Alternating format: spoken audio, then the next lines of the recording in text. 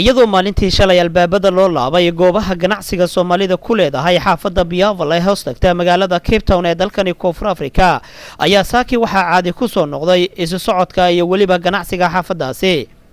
goobahani ganacsi oo ay lahaayeen Soomaali, Ethiopian iyo waliba dad u dhashay dalkani Koonfur Afrika ayaa albaabada loo laabay kadib markii dad ka caraysana arag dacwada lagu soo oogay laguna maxkamadeynayay maxkamad ku taala xaafadda Soomaalida sida weyn u degan tahay ee Biyaval ay socod dheer ku soo mareen xaafadaasi taasi oo baqdin gelisay ganacsatada deegaankaasi. boqolaalkan dadka ayaa waxa ay dalbanayeen in la sii daayo mas'uuliyiintaasi isla markaana maxkamadda si shuruud la'aan ay xorriyadooda ugu soo celiso.